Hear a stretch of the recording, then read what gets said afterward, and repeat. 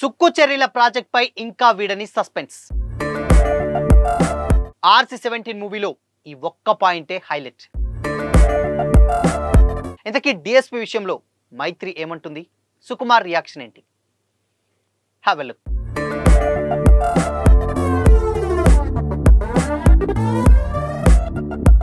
Hi hello, welcome to Disha TV. Tollywood లో అత్యంత crazy combination లో mega power star Ram Charan, star director Sukumar combo ఒకటి. రంగస్థలం లాంటి ఇండస్ట్రీ హిట్ తర్వాత మరోసారి ఈ ఇద్దరు కలిసి పనిచేయబోతుండడంతో ఫ్యాన్స్ లో భారీ ఎక్స్పెక్టేషన్స్ నెలకొన్నాయి. ప్రజెంట్ రామ్ చరణ్ పెద్ద సినిమా సక్సెస్ ని ఎంజాయ్ చేస్తుండగా, సుకుమార్ కూడా తన కొత్త సినిమాకు సంబంధించినటువంటి ప్రీ ప్రొడక్షన్ పనుల్లో బిజీగా ఉన్నారు. అయితే ఈ సినిమాకు సంబంధించినటువంటి ఒక ఇంట్రెస్టింగ్ టాపిక్ ఇప్పుడు ఇండస్ట్రీలో హాట్ టాపిక్ గా మారింది. క్రియేటివ్ డైరెక్టర్ సుకుమార్ గురించి, ఆయన టేకింగ్ గురించి ప్రత్యేకంగా చెప్పాల్సిన అవసరం లేదు. ముఖ్యంగా పుష్ప సినిమాతో ఆయన మార్కెట్ మరింత పెరిగింది. ఇదిలా ఉంటే సుకుమార్ సినిమాలో దేవిశ్రీ ప్రసాద్ సంగీతం ఒక ప్రత్యేక గుర్తింపుగా నిలిచింది. ఆర్యతో మొదలైన వీరి ప్రయాణం పుష్ప 2 వరకు సక్సెస్ఫుల్ గా కొనసాగింది. దాదాపు 2 దశాబ్దాలుగా ఈ ఇద్దరు కలిసి ఎన్నో బ్లాక్ బస్టర్లు అందించారంటే అతిశయోక్తి లేదు. సుకుమార్ కథలకు దేవిశ్రీ ఇచ్చినటువంటి పాటలు, బ్యాక్గ్రౌండ్ స్కోర్ సినిమాల విజయాల్లో కీలక పాత్ర పోషించాయి. ఆర్య, జగడం, ఆర్య 2, 100% లవ్, 1 నేనొకడినే, నానక ప్రేమతో, రంగస్థలం, పుష్ప 2 వంటి బ్లాక్ బస్టర్ హిట్ సినిమాలకు దేవిశ్రీ మ్యూజిక్ అందించారు. అయితే సుకుమార్ సినిమా అంటే దేవిశ్రీ మ్యూజిక్ అనేటువంటి ప్రత్యేక ముద్ర క్రియేటివ్ చేసుకున్నారు. అయితే ముఖ్యంగా రంగస్థలం బ్యాక్గ్రౌండ్ స్కోర్ పాటలు ఇప్పటికీ ఫ్యాన్స్ ప్లేలిస్ట్ లో ఉంటూనే ఉంటాయి. అందుకే సుకుమార్ సినిమా అంటే డిఎస్పి మ్యూజిక్ అనేటువంటి అభిప్రాయం ఆడియన్స్ లో ఎప్పటి నుంచో బలంగా నిలిచిపోయింది. అయితే పుష్ప 2 టైంలో కొన్ని పరిణామాలు ఈ కాంబోపై సందేహాలు రేకెత్తించాయి. బ్యాక్గ్రౌండ్ స్కోర్ విషయంలో కొన్ని క్రియేటివ్ డిఫరెన్సెస్ కూడా వచ్చాయనేటువంటి ప్రచారం కూడా జరిగింది. కొన్ని సీన్లకు ఇతర మ్యూజిక్ డైరెక్టర్ సహాయం కూడా తీసుకున్నారనేటువంటి వార్తలు సైతం వినిపించాయి.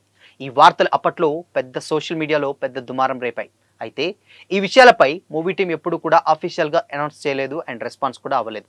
అయితే ఇండస్ట్రీలో వినిపిస్తున్నటువంటి మరో ప్రచారం కూడా ఇప్పుడు జోరుగా జరుగుతుంది. ఈ సినిమా నిర్మిస్తున్నటువంటి మైత్రి మూవీ మేకర్స్ దేవిశ్రీ ప్రసాద్ మధ్య కొంతకాలంగా గ్యాప్ ఏర్పడిందనేటువంటి వాదనలు వినిపిస్తున్నాయి. ఈ కారణంగా RC-17 కోసం దేవిశ్రీ ప్రసాద్ను కాదని కొత్త మ్యూజిక్ డైరెక్టర్ని పరిశీలిస్తున్నారనేటువంటి వార్తలు ఇప్పుడు జోరుగా వినిపిస్తున్నాయి. అయితే దీనిపై కూడా అఫీషియల్ అనౌన్స్మెంట్ అయితే లేదు. అయితే ఈ క్రేజీ ప్రాజెక్ట్ కోసం young music director Sai Abhyankar పేరు గట్టిగా వినిపిస్తుండగా, మరోవైపు దురందర్కు మ్యూజిక్ అందించినటువంటి శాశ్వత్ సచ్దేవ్ పేరు కూడా గట్టిగా వినిపిస్తుంది. ఇక దేవిశ్రీ ప్రసాద్ కూడా కొత్త ట్రాక్ ఎక్కారు. మ్యూజిక్ డైరెక్టర్ గానే కాకుండా హీరోగా ఎల్లమ్మ అనేటువంటి సినిమాతో తన కొత్త ప్రయాణాన్ని స్టార్ట్ చేశారు. దీంతో యాక్టింగ్ అండ్ మ్యూజిక్ రెండింటినీ బ్యాలెన్స్ చేయాల్సినటువంటి పరిస్థితి ఏర్పడింది. ఈ బిజీ షెడ్యూల్స్ కారణంగా కూడా కొత్త ప్రాజెక్టుల ఎంపికపై ప్రభావం చూపేటువంటి ఛాన్సెస్ ఉందని కూడా టాక్ నడుస్తుంది. Present Ram Charan Sukumar cinema starting స్టేజ్లోనే ఉంది. కథ ఫైనల్ అయినప్పటికీ కంప్లీట్ స్క్రిప్ట్ ఇంకా టెక్నికల్ టీంపై ఇంకా క్లారిటీ అయితే రాలేదు. అయితే ప్రజెంట్ సోషల్ మీడియాలో వినిపిస్తున్నటువంటి వార్తలన్నీ ఊహాగానాలే. ఈ ప్రశ్నకు క్లారిటీ రావాలంటే అఫీషియల్ అనౌన్స్మెంట్ వచ్చేంత వరకు వెయిట్ చేయాల్సిందే. పాన్ ఇండియా స్థాయిలో భారీ బడ్జెట్తో రాబోతున్నటువంటి ఈ మూవీ గురించి లేటెస్ట్గా ఇంకొక సంచలనమైనటువంటి వార్త కూడా ఇప్పుడు ఫిల్మ్ నగర్ వర్గాల్లో విపరీతంగా చక్కర్లు కొడుతుంది. గతంలో వీళ్ళిద్దరి కాంబోలో వచ్చినటువంటి రంగస్థలం సినిమాలో అనసూయ రోల్ ఏ రేంజ్లో అట్రాక్ట్ చేసిందో అందరికీ తెలిసిందే, మనం చూసాం కూడా. అనసూయ సినీ కెరీర్కే ఒక వెన్నెముకగా అయింది ఆమె ఆ క్యారెక్టర్కి. అయితే ఈ సినిమాలోని రంగమ్మత్త రోల్ ఈ నేపథ్యంలోని ఆ పాజిటివిటీ మరోసారి క్యాస్ట్ చేసుకోవాలనేటువంటి భావిస్తున్నారట సుకుమార్.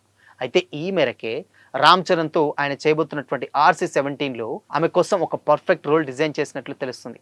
ఈ రోల్ రంగమ్మత్తును మించి పవర్ఫుల్గా ఉండనుందనేటువంటి ప్రచారం కూడా వైరల్ అవుతుంది. ఇకపోతే ఈ భారీ మూవీలో లేడీ సూపర్ స్టార్ నయనతార కూడా ఒక అత్యంత ఇంపార్టెంట్ క్యారెక్టర్ ప్లే చేయబోతున్నట్లు బలమైనటువంటి టాక్ వినిపిస్తుంది. సుకుమార్ సినిమాలో హీరో హీరోయిన్ల క్యారెక్టర్లే కాకుండా ఇతర సపోర్టింగ్ ఆర్టిస్టులు కూడా ఎంతో పవర్ఫుల్గా ఉంటాయి వాళ్ళ క్యారెక్టర్స్ కూడా.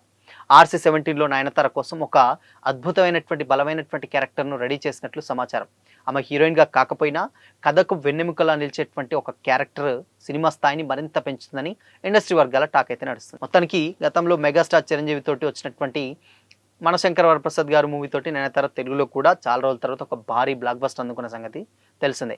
సైరా నరసింహారెడ్డి, దాని తర్వాత గాడ్ ఫాదర్ వంటి సినిమాలతో మెగా ఫ్యామిలీకి దగ్గరైనటువంటి నయన్ ఇప్పుడు చరణ్ సినిమాలో కూడా ఎంటర్ అవుతుండడంతో మెగా ఫ్యాన్స్ ఇప్పుడు ఫుల్ ఖుషి అవుతున్నారు. అయితే స్టిల్ ఇప్పటి వరకు కూడా ఇక్కడ ఒక పెద్ద లాజిక్ ఒకటి మనం మిస్ అవుతున్నాం. ఏంటంటే డెఫినెట్గా సుకుమార్ చేస్తే అది ఆబ్వియస్గా గతంలో అన్స్టాపబుల్ టాక్ షోలో కూడా నాకు కొత్త వాళ్ళతోటి పెద్దగా అంటే చేయడం నాకు ఇంట్రెస్ట్ ఉండదు. ఫస్ట్ ఎవరైతే బాగా అలవాటు అవుతారో వాళ్ళతోటి సినిమా చేస్తా, వాళ్ళ నుంచి ఇంకేదైనా కొత్తగా నేను తీసుకోవడానికి రెడీ చేసుకుంటా తప్పితే నేను కొత్త వాళ్ళని పెద్దగా అప్రోచ్ అవ్వను, నాకు అంత కంఫర్ట్ ఉండదు అంటూ కూడా గతంలో సుకుమార్ చెప్పారు. కానీ ఇక్కడ లేటెస్ట్‌గా ఇంకొక వార్త కూడా ఇప్పుడు ఇండస్ట్రీ వర్గాల్లో వినిపిస్తుంది. ఏంటంటే డెఫినిట్‌గా సినిమా చేస్తే డీఎస్‌పీ తోటే మ్యూజిక్ ఉంటేనే నేను సినిమా చేస్తా. లేదంటే చేయలేను అంటూ కూడా మైత్రి వాళ్ళకి సుకుమార్ ఆల్రెడీ చెప్పేసినట్లుగా కూడా ఇండస్ట్రీ వర్గాల్లో అయితే టాక్ నడుస్తుంది. ఎందుకంటే ఇప్పుడు వాళ్ళిద్దరి మధ్య ఉన్నటువంటి బాండింగ్ అలాంటిది. సుకుమార్ సినిమా తీస్తున్నంటే డెఫినిట్‌గా దానికి music director, DSP ఉండవలసిందే.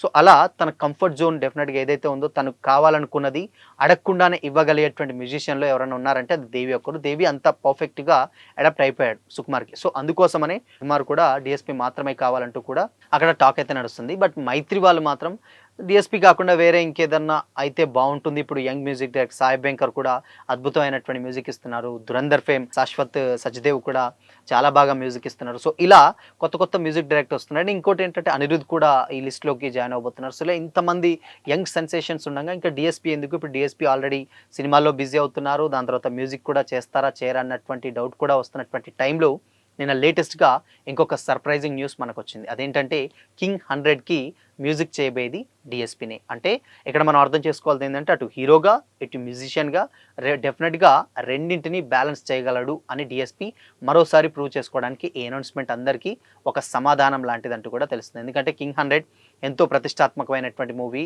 King Nagarjuna act చేయబోయేటువంటి మూవీ. అది కూడా తన 100వ సినిమా కాబట్టి అలాంటి ఒక 100వ సినిమాకి ఎలాంటి మ్యూజిక్ డైరెక్టర్‌ని ఎంచుకోవాలో నాకి చాలా పర్ఫెక్ట్‌గా తెలుసు. అందుకోసమనే డీఎస్‌పీకి వెళ్ళిపోయాడు. సో, ఆ 100వ సినిమాకి డీఎస్‌పీనే కాబట్టి అటు సినిమాలు, ఇటు మ్యూజిక్ రెండిటిని కూడా బ్యాలెన్స్ చేయగలిగేటువంటి సత్తా ఉన్నటువంటి డైరెక్టర్ డీఎస్‌పీ అంటూ కూడా ఇండస్ట్రీలో మరొకసారి టాక్ అయితే వినిపిస్తుంది. సో, ఈ అనౌన్స్‌మెంట్ వచ్చిన తర్వాతనన్నా మేబీ ఆర్‌సీ-17పై ఒక క్లారిటీ వచ్చేటువంటి ఛాన్సెస్ అయితే డెఫినిట్‌గా ఉంటుంది. సో, మరి అటు సుకుమార్ అండ్ దాని తర్వాత రామ్ చరణ్, దాని తర్వాత సుకుమార్ అండ్ డీఎస్‌పీ కాంబోపై మీ ఒపీనియన్ ఏంటి?